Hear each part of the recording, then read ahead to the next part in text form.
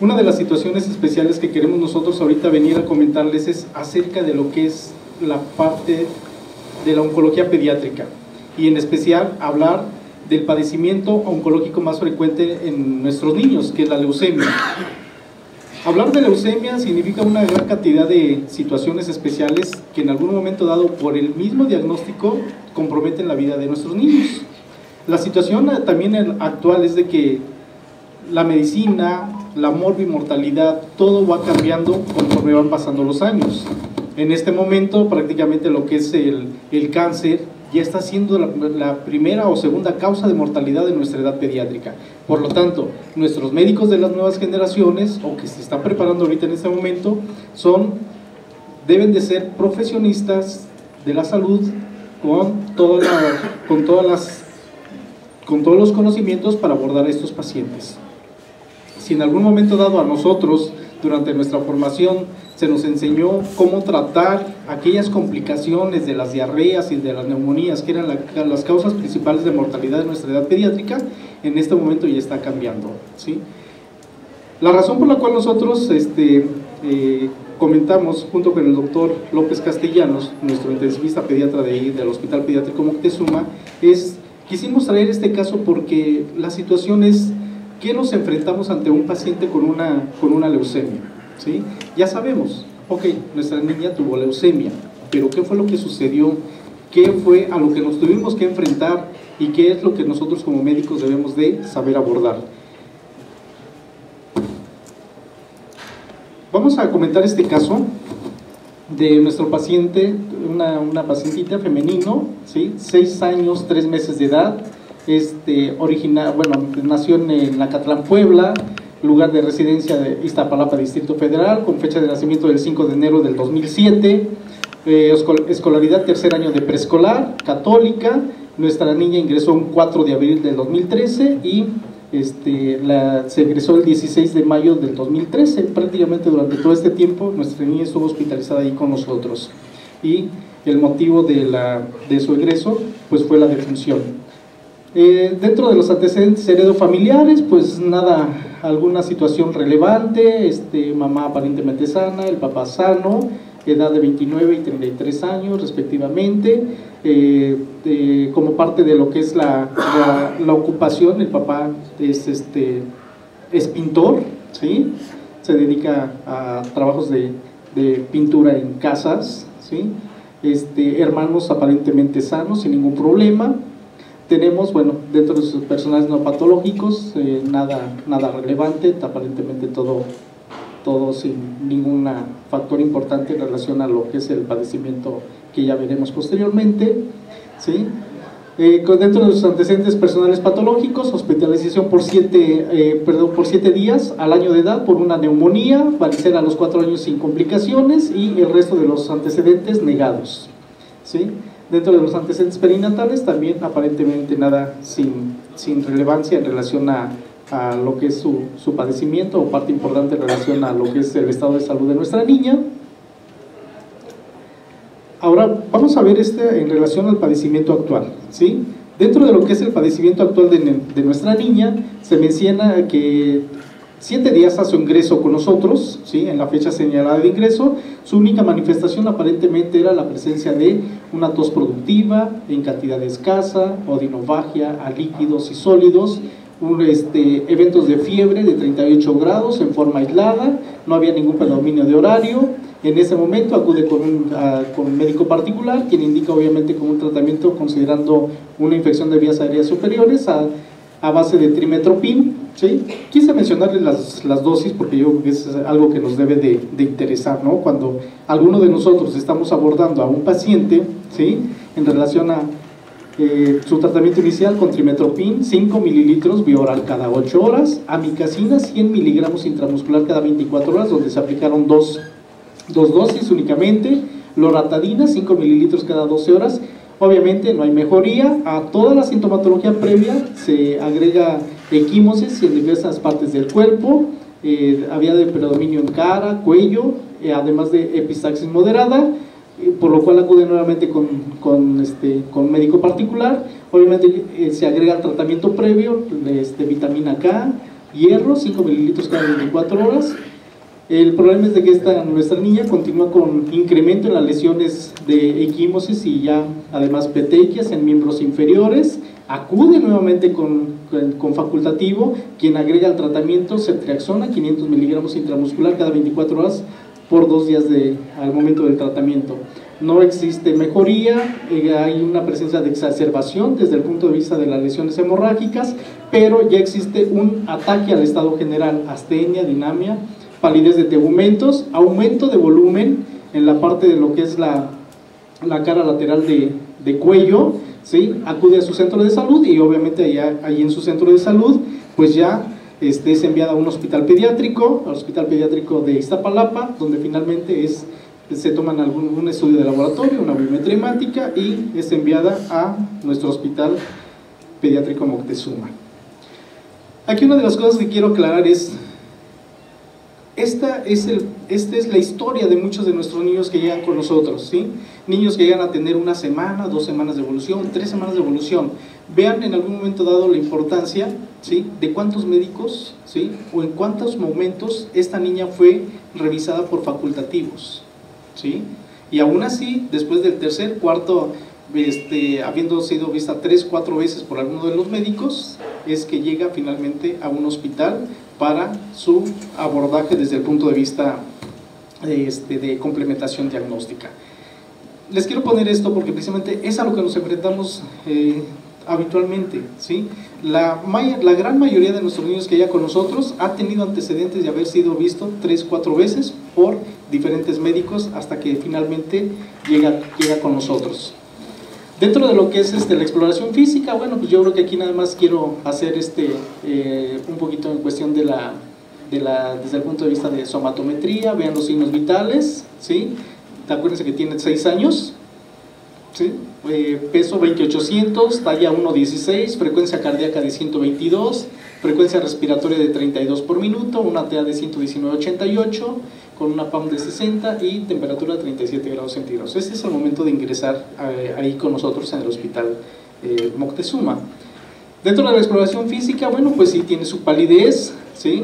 Palidez de tegumentos, la presencia de petequias en diferentes sitios anatómicos, la presencia de lo que viene siendo amígdalas hipertróficas, ¿sí? La presencia de incogitación yugular, adenomegalias bilaterales de predominio del lado derecho, submaxilares, y a nivel del esternocleido mastoideo, ¿sí? De consistencia aulada, no dolorosas, esféricas, bien delimitadas, fijas a planos profundos de 3 por 2 centímetros de diámetro, a nivel de axila derecha con adenomegalia de 2 centímetros de diámetro, también esféricas de las mismas características, no dolorosas, ¿sí? Y dentro de lo que es, pues bueno, tórax aparentemente sin ningún problema desde el punto de vista a nivel pulmonar, ¿sí? Un soplo grado 2 de 6, la presencia de un borde hepático a 8, 7, 6 centímetros, un borde esplénico a 6 centímetros, con estas características, adenomegalias también inguinales de 2 centímetros de diámetro, de las mismas características de las anteriormente descritas, y bueno, obviamente la presencia de las equimosis y petequias a nivel de miembros pélvicos, ¿no? Estos son los laboratorios con los cuales nos llega su bebé, ¿ok? Vean, dentro de lo que son sus laboratorios del día 3 de abril, tiene leucocitos de 190,000, ¿sí? 190,000 leucocitos, neutrófilos del 37%, linfos de 63%, hemoglobina, tiene una hemoglobina de 7.7 miligramos por decilitro, que viene siendo de aspecto normocítica normocrómica y 20,000 plaquetas, ¿sí? De alguna forma vemos que esta biometría hemática pues tiene una hiperleucocitosis, ¿sí? Con tendencia a la neutropenia, bueno, con presencia de linfocitosis y obviamente la plaquetopenia severa y anemia normocítica normocrómica, ¿ok? Dentro de los estudios de laboratorio restantes, únicamente yo creo que ahí lo que nos llama un poquito más la atención viene siendo la presencia de hiperfosfatemia, bueno, un fósforo de 6.5, aparentemente todo lo demás sin algo más relevante, ¿no? Al día siguiente, ¿sí? Ya los leucocitos de 190,000 ya los tenemos en 143,000. Vean esos esa neutropenia, ¿sí? Neutrófilos de 4.2%, una linfocitosis, monocitosis, la anemia normocítica normocrómica y obviamente esa plaquetopenia de 10.000. Dentro de lo que son la química sanguínea, aparentemente todo normal, electrolitos séricos también normales, deshidrogenasa láctica de 875 unidades y ácido úrico de 7.9, ¿sí? Y bueno, por ahí nos reportan TP y TPT que no coagulan. Ok, inicialmente dentro de sus estudios iniciales por ahí realizados en el hospital inicial donde llegó, en el hospital pediátrico, referían un frotis de sangre periférica donde no reportaban células anormales, ¿verdad? Obviamente ya cuando nosotros revisamos el frotis de sangre periférica cuando llega con nosotros, más bien lo que traía era un 100% de blastos en sangre periférica y este es el reporte que tenemos.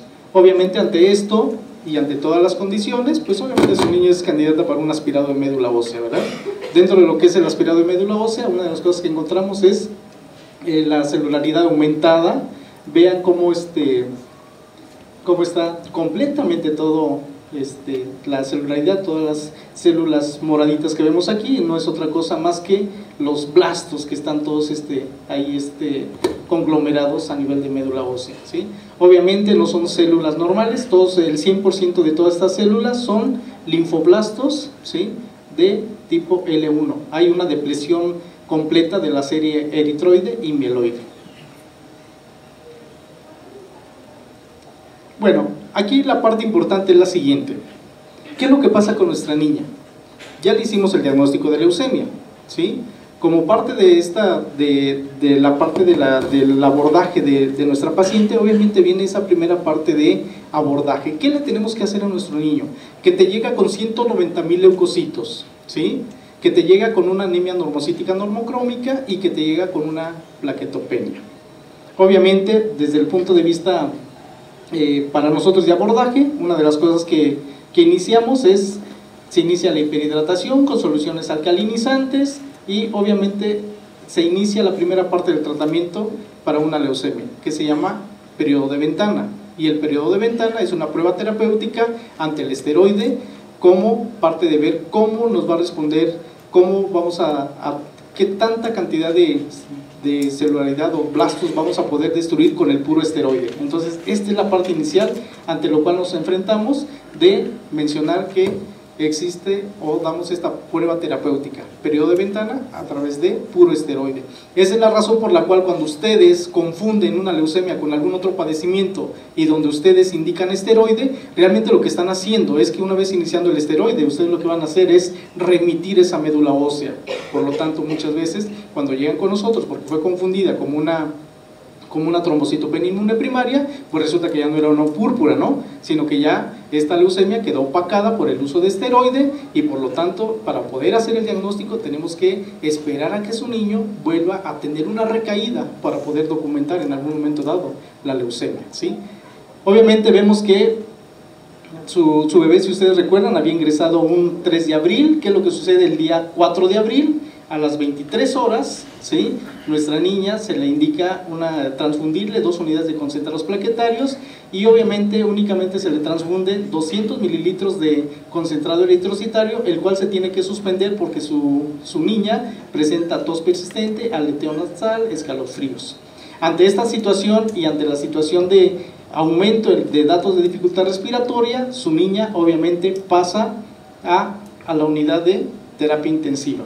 Vean en algún momento dado dentro de lo que es todo el aspecto de evolución, vean esta uresis, una vez teniéndola con hiperhidratación y tenemos una uresis de 17.6 mililitros por metro cuadrado, su niña además inicia con fiebre de 39 grados y ante toda esta situación y aparentemente la presencia de unos estertores subcrepitantes, considerados como una probable neumonía, su niña pasa a terapia intensiva, ¿sí?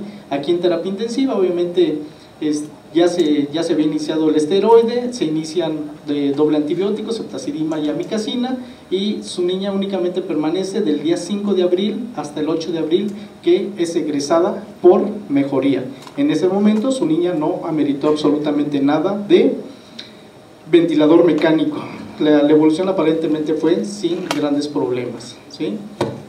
Aquí viene una serie de situaciones especiales en relación a su bebé. Vean que nosotros le habíamos hecho el aspirado de médula ósea, iniciamos el periodo de ventana, dimos los 7 días de ventana, ¿sí? Al cabo la cual la niña tuvo una muy buena respuesta, se disminuyó en forma muy importante la celularidad, y aquí la situación fue que una vez terminado el periodo de ventana, inicia una parte del tratamiento de quimioterapia, ¿sí? Que se llama inducción a la remisión, ¿sí? Esta es la parte inicial de tratamiento para una leucemia considerada de alto riesgo, ante lo cual su niña obviamente es indicado la presencia de un esteroide, de medicamentos antineoplásicos como la vincristina, la daunorubicina y obviamente la presencia de citarabina, ¿sí? Citarabina y L-asparginasa. Todos esos medicamentos, ¿sí? En forma conjunta con quimioterapias intratecales es lo que forma la parte inicial, ¿sí? O la parte siguiente del periodo de ventana, que es la parte de inducción a la remisión. La parte de inducción a la remisión es la parte de la quimioterapia mucho más intensa que recibe un paciente con una leucemia. La parte importante de esta quimioterapia consiste en remitir completamente la médula ósea de presencia de células blasto. Esa es la razón por la cual es sometida a esta quimioterapia tan intensa. Obviamente esta quimioterapia no va a dejar de tener complicaciones graves que van a poner en algún momento dado en riesgo la vida de nuestra paciente. Precisamente habiendo tenido una leucemia de alto riesgo, ¿sí? Obviamente el protocolo de quimioterapia también es para una leucemia de alto riesgo, y ante esta situación tenemos que estar en espera y ver en qué momento vamos a tener que enfrentar complicaciones graves.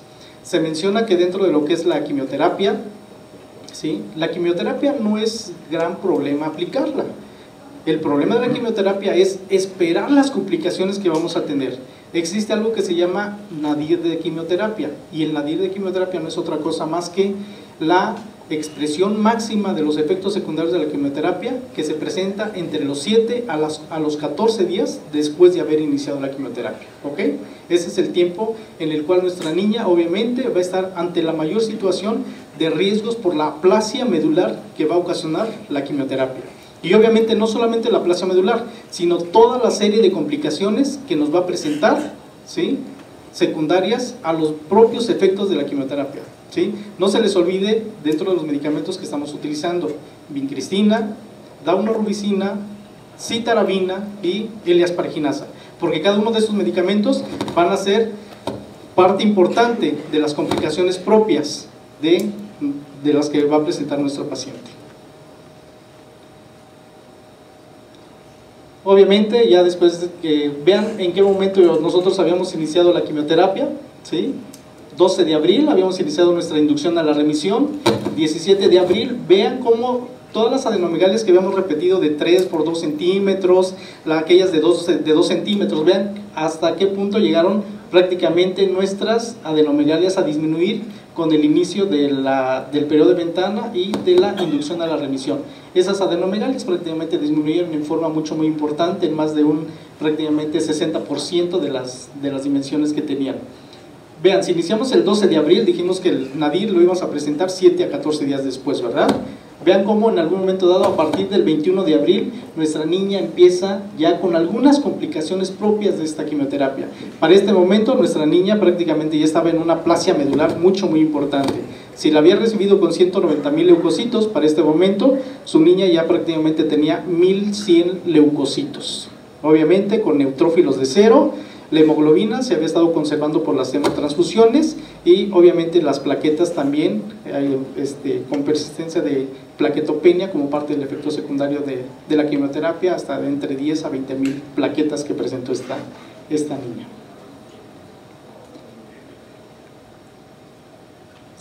Aparte de lo que ya había presentado la fiebre esta niña, después se agrega un dato clínico muy importante para nuestros niños, que es el dolor abdominal, ¿sí? Dolor abdominal de tipo cólico generalizado que va progresando en intensidad y frecuencia, además de 6 evacuaciones diarreicas, líquidas, amarillas, sin moco y sin sangre, no estaban fétidas. Obviamente existe una peristalsis disminuida y no se reporta fiebre ya en este momento. La radiografía de abdomen con mala distribución de aire, dilatación de asas intestinales. Aquí ya viene un ultrasonido abdominal, lo cual donde la parte más importante es la presencia de el engrosamiento de la pared intestinal de 6 a 9 milímetros. No hay presencia de colecciones a nivel de cavidad abdominal.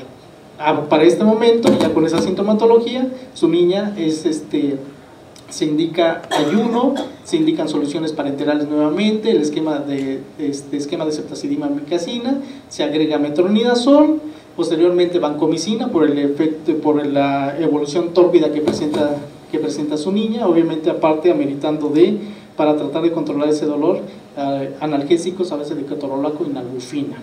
¿Sí? Para el 25 de abril existe una evaluación por parte del Servicio de Cirugía Pediátrica, donde nuestra niña persiste con esa sintomatología de dolor abdominal, distensión abdominal, la presencia de no poder corregir y obviamente ya también la presencia de algunas alteraciones electrolíticas, en especial hipocalemia. Dentro de esta valoración se menciona nuestro servicio de cirugía que no hay necesidad de algún procedimiento quirúrgico, únicamente refiere puro tratamiento médico. Nuestra pared intestinal en ese momento, el grosor de la pared intestinal se refiere entre 3 a 6 milímetros, ¿sí? Vesícula biliar en su cara externa muestra una región hipocagénica en relación a edema, dilatación del sistema pilocaliciar y ya la presencia de líquido libre a nivel de cavidad abdominal. El 26 de abril la evolución aún todavía es tórpida para nuestra paciente, se agregan datos de dificultad respiratoria, ameritando aporte extra de oxígeno, ¿sí? Y obviamente se indica corrección por las alteraciones electrolíticas que ya nos estaba presentando. Para el 26 de abril la evolución continúa tórpida, se agregan datos de dificultad respiratoria y vuelve a requerir nuevamente, perdón, ahí está repetido, la necesidad de la corrección de potasio. 29 de abril, vemos todo para todos los días, todas las evoluciones que le estamos diciendo, evolución tórpida, a pesar del tratamiento médico, ¿sí?, que ha estado recibiendo nuestra paciente, ¿sí? Se menciona aquí ya parte de toda la sintomatología a nivel abdominal, ¿sí? Algo muy importante, empieza a aparecer la fiebre en forma persistente durante 3 horas, el abdomen distendido, timpánico, doloroso, resistencia muscular, peristalsis muy disminuida y obviamente la colocación de la sonda nasogástrica drenando material gastrobiliar. Y obviamente aquí a partir de este momento pues pasa nuevamente a el servicio de terapia intensiva. ¿Ok? Entonces vean cómo en algún momento dado nuestra paciente, a pesar de todo el manejo que estaba recibiendo, vuelve nuevamente con esa evolución tórpida, ¿sí? Después de esta evolución tórpida, obviamente pasa al área de terapia intensiva. Y bueno, doctor López, su participación durante esta última hospitalización a terapia intensiva de nuestra niña.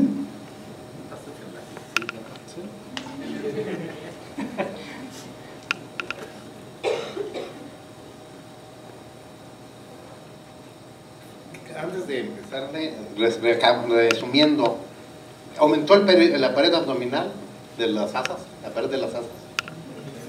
Sí, ¿no? Definimos una colitis neutropénica con más de 4 milímetros. La primera dicen que tiene de 6 a 9, la segunda de 3 a 6, pero la última de 10 milímetros le aumentó. De hecho, esa es la urgencia por la que pasa por una colitis neutropénica, que el cirujano dijo que no era quirúrgica. Es una controversia saber cuándo es quirúrgica una colitis neutropénica, porque ¿qué le vas a hacer? ¿Lo vas a hacer en mecolectomía? No. Lo puedes desfuncionalizar, o a veces, la mayoría de veces, es cuando se perfora, cuando es evidente que ya es quirúrgico. ¿Se señala o no se señala? No sé. Ultrasonido de pared abdominal sigue incrementando la pared abdominal. Eso es lo que es muy importante. Líquido libre sigue incrementando en un paciente neutropénico y con datos de irritación peritoneal. Los datos de rehabilitación peritoneal no son francos. ¿Por qué no serán francos? ¿Qué le hizo el doctor? Pues le puso los opresores, le puso la quimioterapia y le bajó la respuesta inmunológica. No pueden necesariamente tener, es algo que nos preocupa. También se le hizo analgésico y narcótico. Que entonces, ¿cuál es nuestra guía? La guía no necesariamente es clínica para saber en un paciente con colitis neutropénica cuándo se complicó. Tienes que estar viéndolo, viendo qué drena su estado general y los estudios paraclínicos. El 5 de mayo se inicia nutrición parenteral. Esos son los parámetros en que se le inicia. El 6 de mayo presenta fiebre durante 3 horas a 38 grados y de forma súbita presenta evento convulsivo tónico clónico generalizado con desviación de la mirada, duración de 1 minuto, con un periodo posictal, deterioro neurológico progresivo en un periodo de 2 horas, con disminución del Glasgow de 2 puntos, de saturación al 70%, cianosis generalizada, por lo que se decide pasar a fase 3 de la ventilación. Se intuba en consecuencia de intubación rápida. Se indica diazepam, impregnación con DFH. La presión arterial es de 60-30, se le indica norepinefrina en infusión. El gradiente arteriovenoso era de 3.2, el índice de extracción de oxígeno de 22%, se le agrega trimetoprim sulfametoxazón, se nota en ultrasonido de control, vaso aumentado de tamaño, paredes de las asas de 9 a 17 milímetros, líquido libre en cavidad, aproximadamente 200 mililitros, probable perforación intestinal. Gracias. Se transfunde a concentrados plaquetarios, persiste en fase 3 con norepinefrina y vean la TA en la quinta y la 50 percentil, y la uresis media horaria de 43 mililitros por metro cuadrado por hora. El 7 de mayo tiene abdomen distendido, tenso, ruidos peristálticos ausentes, no dolor valorable por la sedación, punción diagnóstica negativa. Se planea para la laparoscopía diagnóstica, se realiza encontrándose 150 mililitros de líquido ceremáticos, colon sin perforación, se deja drenaje. El 8 de mayo se agrega factor 7 porque tenía sangrado activo, TP de 17.4, INR de 1.6, TPT de mayor a 120 segundos, no se corrige con plasma, dímero D de 260 nanogramos, fibrinógeno 236 miligramos por decilitro, tiempo de trombina 125 segundos y persiste soporte aminérgico con norepinefrina y la sedación. El 9 de mayo incrementan las bilirrubinas transaminasas y el amonio está en 51.3 unidades unimoles por litro, encefalopatía hepática, se inicia lactulosa, neumocina, presenta edema de miembros inferiores y se establece el diagnóstico de síndrome de fuga capilar. El 14 de mayo aumenta la dificultad respiratoria y se presenta insuficiencia respiratoria tipo 2, se incrementa la presión respiratoria sobre el primer punto de inflexión a 12 centímetros de agua y se incrementa el nivel de sedación. El 16 de mayo presenta evacuaciones con sangre en 2 ocasiones abundantes y sangrado tubo digestivo alto, más acidosis metabólica y se inician soluciones glucoalcanizantes, presenta parada cardíaca sin respuesta a reanimación cardiopulmonar básica y avanzada. ¿Qué vimos? Deterioro progresivo. Que vimos que presentó CIRPA, pulmón de choque, en una palabra, encefalopatía hepática, en su insuficiencia hepática. ¿Por dónde empezó? Por la colitis neutropénica. ¿Qué no tiene? No tiene, todos los cultivos salieron negativos. Eso sí no tuvo. La que sigue. Ya van las preguntas, ¿verdad? Entonces, continuamos con usted. ¿Sí, doctor Torres? Bueno, aquí nada más